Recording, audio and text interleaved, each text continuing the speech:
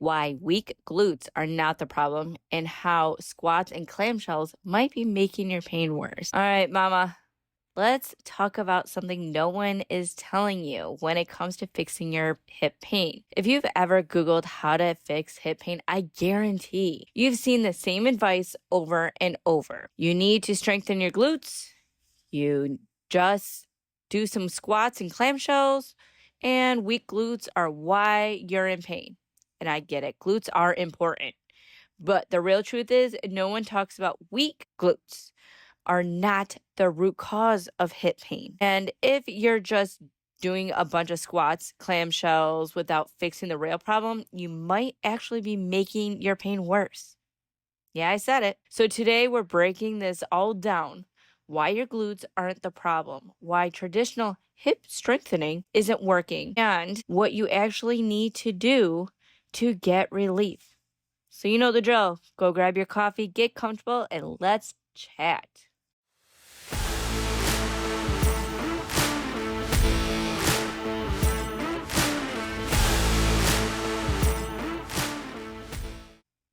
Why weak glutes are not the root problem. All right, let's get one thing straight. Your glutes are important. They help hip stability, posture, and movement, but they are not the cause of your pain. Most moms are told, oh, your glutes are weak. That's why your hips hurt. But what they don't tell you is why your glutes are weak in the first place. So guess what? It's actually not because you need to do more squats. I know. Thank you. Squats aren't fun, right? So here's the problem. Your core and pelvis are unstable. Your body is compensating for years of bad movement patterns, and your brain has disconnected basically from your glutes, so they can't even fire properly. So when you just start cranking out squats and clamshells without fixing these deeper tissues, you're reinforcing your bad movement patterns, not fixing them. So why squats and clamshells might be making your pain worse? Let's talk about it.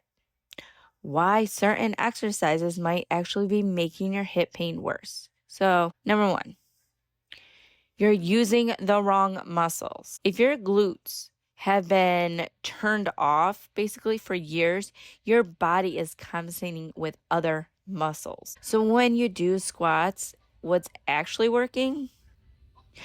Your quads, your lower back, and your hip flexors, which are really tight and angry. I know mine are. My hip flexors hated me for like the longest time, which means your glutes aren't even doing what they're supposed to be doing. Number two, you're reinforcing bad movement patterns. If you have hip pain, chances are you've been moving in a way that avoids pain, which means your body has learned something really funky movement patterns. And if you just jump into squats or clamshells without fixing those patterns, you're making them worse. I cannot stress that enough. You're making things worse. So number three, your hip need stability, not just strength. Before your body can even think about getting stronger, it needs to feel safe and stable. If your pelvic is misaligned, your core is weak, or your glutes aren't firing. Adding weight to bad movement is like putting a roof on a house with no foundation.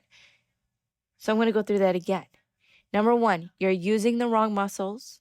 Number two, you're reinforcing bad movement patterns. And number three, your hips need stability, not strength. So let's talk about what you should be doing instead. How to actually get your glutes working. So if you want your glutes to support your hips, you need to reconnect your brain to your muscles first. I know it sounds crazy, but stay with me here, okay? Here's how to do it in 3 steps. Find your deep core first. Before even thinking about doing glute work, do more core activities. Remember episode 4? Kind of went over that. Your core is what sets the foundation for your hips, not your abs, your deep core way in there. Nobody talks about those. Number 2, wake up your glutes before loading them. Instead of jumping into squats, start with simple glute activations. So glute bridges, but slow and controlled. Hip thrust holds and standing hip extensions with no weight. And number 3, move intentionally. Every time you move, whether it's picking up your kids, walking up the stairs, think about engaging your glutes. Training them in everyday movement is more effective than just doing reps at the gym. Yep, I said it. You can do this as easy as picking up your babies. So let's go over that again. Number 1 in our 3 easy steps is find your deep core first. If you don't remember, go back to episode 4. Number 2, wake up your glutes before loading them. And number 3, move intentionally. So what to do this week? All right, here's your challenge for the week. Before every workout, so say you still want to work out, I really want you to do 5-minute glute activation routine. That's all, 5 minutes. Can we do that? I mean, you can do it just by picking up your babies. Pay attention to how you move during the day. Are you using your glutes or just your lower back and quads? Now I got you really thinking. And you're probably standing up right now, bending over, trying to pick something up. Because guess what? I did it when I first heard this too.